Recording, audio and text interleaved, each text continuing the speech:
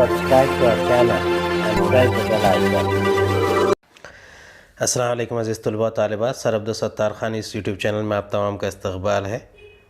10th Urdu, ये 7वां सबक है, मुज़फ़्फ़र हनफ़ी से मुलाक़ात। इसके सवालात के जवाबात और सरगर्मी के वीडियो में आप तमाम का इस्तक़बाल है। हमारा वीडियो पसंद आए तो इसे लाइक कीजिए, शेयर कीजिए, हमारे चैनल को सब्सक्राइब कीजिए। इस वीडियो को आखिर तक देखिए। चलिए शुरुआत करते हैं। पहला सवाल है, जान पहचान का मुताला करके ज़ैल का शजरी ख़ाका मुकम्मल कीजिए। मुज़फ़्फ़र हनफ़ी की तख़लीक़ात, अदब अतफ़ाल पर मुबनी नज़्मों के मजमूए, इन रसाइल में शाये हुई और कहानी के मजमूए। पहला है अदब अतफ़ाल पर मुबनी नज़्मों के मजमूए। खेल खेल में नर्सरी के गीत, चटखारे, मज़ेदार नज़में, बच्चों के गीत, बोल मेरी मैना। इन रसाइल में शाये हुई टॉफ़ी, खिलौना, फुलवारी, कलियाँ, दोस्त। अदब अतफ़ाल पर मुबनी कहानियों के मजमूए, नीला हीरा, बंदरों का मुशायरा, हलवा चोर। सबक पढ़कर ज़ैल के रवा ख़ाके मुकम्मल कीजिए। आज के बच्चों का कोहे ख़ाफ़, परिस्तान, देवी देवता। बच्चों का गैर लिसानी अदब। आज के बच्चों का अदब, कोहे ख़ाफ़, खला, परिस्तान, अंटार्कटिका, देव परियाँ, मसनवी सैयारे, रोबोट वग़ैरह। बच्चों का गैर लिसानी अदब, कार्टून, वीडियोज़, एनिमेशन फ़िल्म। ज़ैल की सरगर्मियाँ हिदायत के मुताबिक मुकम्मल कीजिए। पहला सवाल है, उस इम्तिहान का नाम लिखिए जिसमें मुज़फ़्फ़र हनफ़ी ने मुमताज़ तलबा में तीसरा मकाम हासिल किया। दूसरा, इस मकाम का नाम लिखिए जहां मुज़फ़्फ़र हनफ़ी ने प्राइमरी और मिडिल स्कूल की तालीम मुकम्मल की। तीसरा, इस मकाम का नाम लिखिए जहां से मुज़फ़्फ़र हनफ़ी ने तदरीसी खिदमत का आगाज़ किया। पहले का जवाब है, इस इम्तिहान का नाम जिसमें मुज़फ़्फ़र हनफ़ी ने मुमताज़ तलबा में तीसरा मकाम हासिल किया, मिडिल स्कूल के बोर्ड इम्तिहान। दूसरा, इस मकाम का नाम जहाँ से मुज़फ़्फ़र हनफ़ी ने प्राइमरी और मिडिल स्कूल की तालीम हासिल की, हसवा फ़तेहपुर। तीसरा, इस मकाम का नाम जहाँ से मुज़फ़्फ़र हनफ़ी ने तदरीसी खिदमत का आगाज़ किया, भोपाल। ऐन इम्तिहान के वक्त में वालिद मरहूम ने मुज़फ़्फ़र हनफ़ी को गैर दरसी किताब तिलिस्म होश रुबा पढ़ते हुए पकड़ लिया। इस वजह से इन्होंने ख़ासी सरजनिश की। इसका सवाल आगे है, अफसरों के सलूक के ख़िलाफ़ एहतजाज किया था। ये जवाब है, मुज़फ़्फ़र हनफ़ी के मुलाजिमत से इस्तीफ़ा देने की वजह क्या थी? अफसरों के सलूक के ख़िलाफ़ एहतजाज किया। मुज़फ़्फ़र हनफ़ी के मुताबिक आजकल के बच्चे सिर्फ़, इसका जवाब है, कोहे ख़ाफ़ और तिलिस्माती कहानियों में दिलचस्पी नहीं रखते।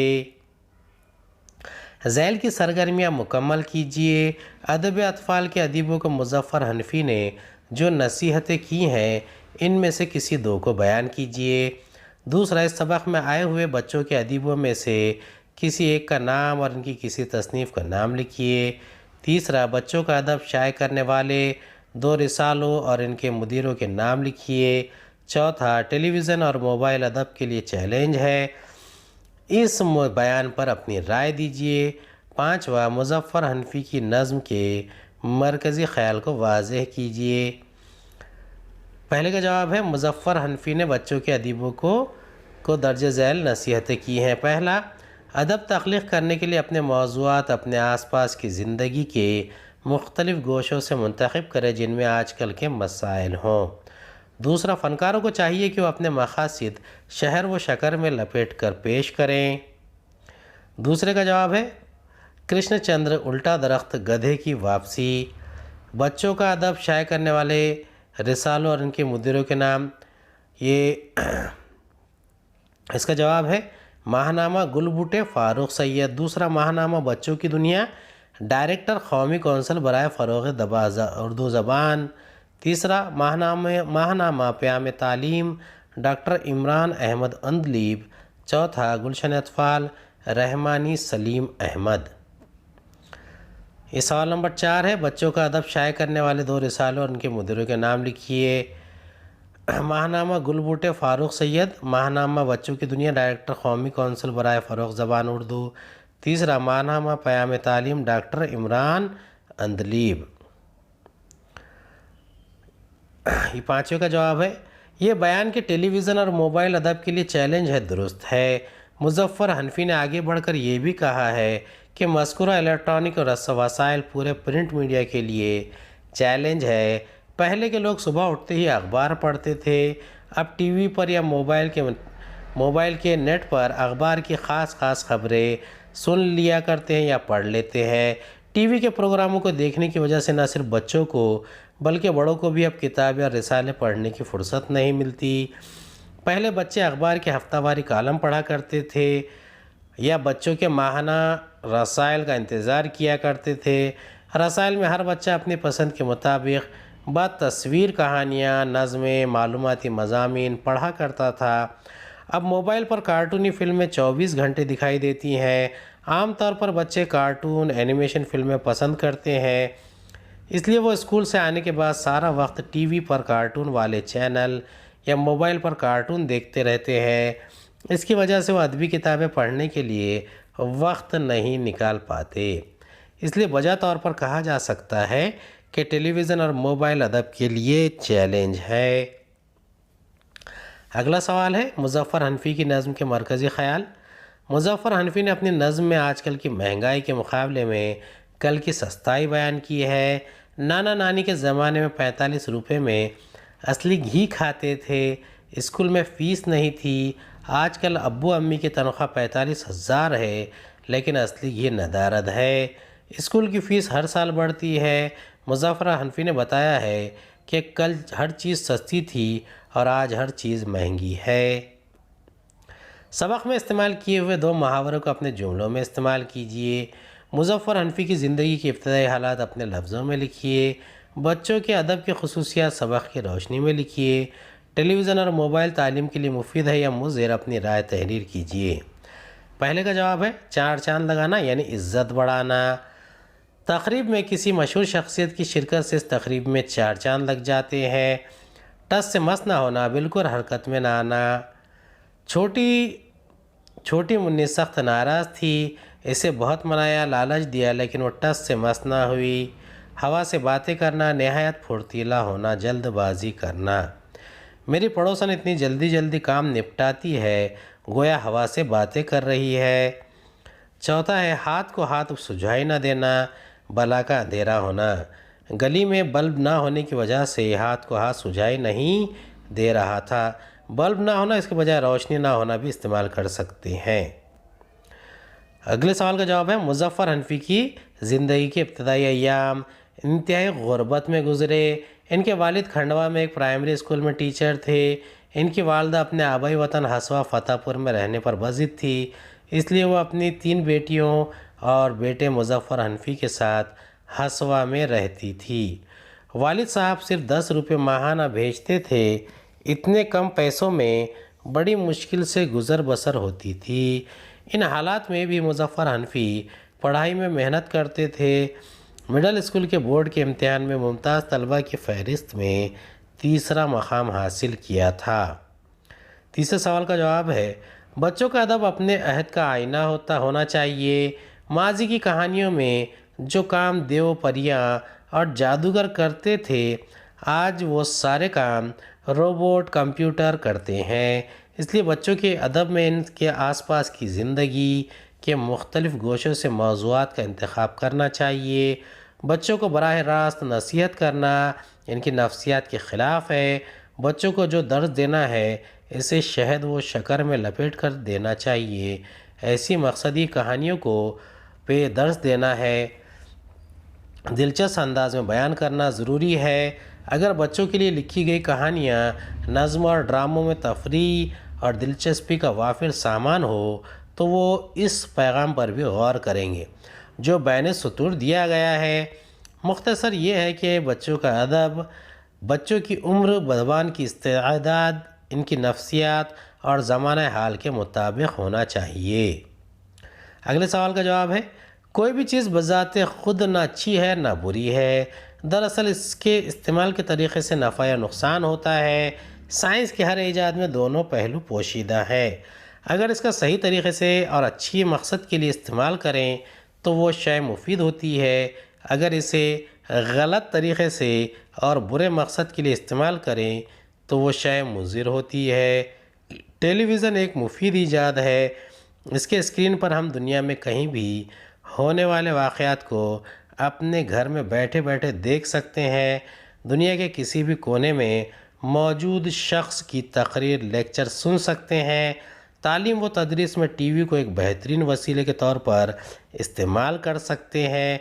मुख्तलिफ़ जमातों के मुख्तलिफ़ मज़ामीन के असबाक़ को टीवी पर पेश किया जा सकता है, जिन्हें मुल्क के तमाम स्कूलों में बैक वक्त सीखा जा सकता है।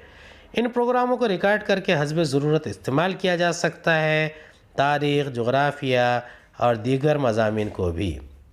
गैर लिसानी अदब के मनफी असरात लिखिए। सबक में आए हुए अंग्रेज़ी अल्फाज की फ़हरिस्त बनाइए। वालिद मरहूम ने तिलिस्म होशरुबा पढ़ते हुए मुझे पकड़ लिया। इसका जवाब हम पहले दे चुके हैं। बच्चों के लिए लिखते वक्त मुसन्निफ़ को ख़ुद बच्चा बन जाना चाहिए। कार्टून, वीडियोज़, एनिमेशन वगैरह का शुमार बच्चों के गैर लिसानी अदब में होता है। मुज़फ़्फ़र हनफ़ी का कहना है कि ये सब दर्स व तदरीस में मुआविन है। अलबत्ता किरदार पर इसके बाज़ मनफी असरात पड़ते हैं। मसलन बच्चे कॉमिक्स के बहुत आदी हो जाते हैं। इस वजह से इन्हें पढ़ने लिखने का वक्त नहीं मिलता और सेहत पर भी असर पड़ता है। मेरी राय में मुज़फ़्फ़र हनफ़ी की बात दुरुस्त है। छोटे क्या बड़े बच्चे भी हर वक्त मोबाइल पर कार्टून देखते रहते हैं। पढ़ाई पर बिल्कुल तवज्जो नहीं देते। आखिरकार इम्तिहान में कामयाब होने के लिए गलत तरीक़े इख्तियार करते हैं। ऐसे बच्चे अमली ज़िंदगी में बिल्कुल नाकाम हो जाते हैं। बाज़ कार्टूनी फ़िल्मों में मनफी पैगाम होता है, जिसका बच्चों के किरदार पर बुरा असर पड़ता है। हर वक्त टीवी या मोबाइल देखते रहने की वजह से इनकी जिस्मानी नक़्ल व हरकत ख़त्म हो जाती है, जिसकी वजह से इनकी सेहत मुतासिर हो जाती है। अगले सवाल का जवाब है, सबक में आए हुए अंग्रेज़ी अल्फाज primary, middle school, teacher, money order, board, clerk, MA, LLB, PhD, degree, robot, computer, cartoon, videos, animation, comics, television, mobile phone, challenge, print media, electronic media, nursery rhymes, radio, shortcut, बोतल, बायोस्कोप, टिकट, फ़ीस, कॉलेज। अगले सवाल का जवाब है, बच्चों की पसंद और नापसंद और इनकी दिलचस्पी बड़ों से मुख्तलिफ होती है, इसलिए मुसन्निफ़ का मुताला, मुशाहिदा और तजुर्बा भी वसी होना चाहिए ताकि वो बच्चों के पसंदीदा मौज़ूआत का इंतखाब कर सके। इसका मतलब ये है कि मुसन्निफ़ को एक बच्चे की नज़र से अपने मौज़ू का इंतखाब करना चाहिए।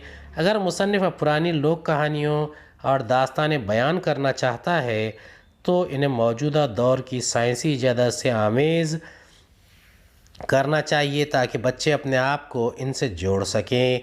तख्लीक़ात का बच्चों के तजुर्बात की दुनिया से मुताबिकत रखना ज़रूरी है, वरना बच्चे दिलचस्पी नहीं लेंगे। इसलिए बच्चों के लिए लिखते वक्त मुसन्निफ़ को ख़ुद बच्चा बन जाना चाहिए। सही मुतबादिल का इंतखाब करके जुमले मुकम्मल कीजिए। मेरा बचपन, लड़कपन और जवानी सभी गुर्बत व अफलास और डैश बेइंसाफ़ियों का मुकाबला करते हुए गुज़रे। मेरा प्राइमरी और मिडिल स्कूल का ज़माना डैश के ज़माने में मिडिल स्कूल के इम्तहानात में बोर्ड के 25 मुमताज़ तलबा की फ़हरिस्त में मेरा नाम तीसरे मकाम पर था। खलील तनख्वाह में वालिदैन और बहनों की डैश के साथ अपने बीवी बच्चों की डैश के लिए खासे पापड़ बेलने पड़े। मेरा बचपन, लड़कपन और जवानी सभी गुर्बत व इफलास और समाजी बेइंसाफ़ियों का मुकाबला करते हुए गुज़रे। दूसरा है, मेरा प्राइमरी और मिडिल स्कूल का ज़माना इंतहाई उसरत में बसर हुआ। तीसरा, इफलास के ज़माने में मिडिल स्कूल के इम्तहान में बोर्ड के मुमताज़ तलबा की फ़हरिस्त में मेरा नाम था। खलील तनख्वाह में वालिदैन और बहनों की किफ़ालत के साथ अपने बीवी बच्चों की परवरिश के लिए खासे पापड़ बेलने पड़े। फ़िक्रे के लिए एक लफ्ज़ लिखिए, इसके जवाबात दिए गए हैं। अदब लिखने वाला अदीब, तरतीब देने वाला मुरत्तिब, तसनीफ़ करने वाला मुरत्तिब, मुसन्निफ़ और तहरीर करने वाला मुहर्रिर, तर्जुमा करने वाला मुतरजिम। लायक़ा साज और साबिक़ा ना लगाकर 4 मुरक्कब अल्फाज बनाइए। मिसाल के मुताबिक वाहिद की जमा और जमा की वाहिद लिखिए। सनफ़ की असनाफ़, सलफ़ की असलाफ़, तिफ़्ल की अतफ़ाल, फ़िक्र की अफ़कार। सलफ़, असलाफ़, तिफ़ल, अतफ़ाल, फ़िक्र, अफ़कार। उम्मीद है आपको हमारा वीडियो पसंद आया होगा। अगले वीडियो में दोबारा मुलाकात होगी। खुदा हाफिज़।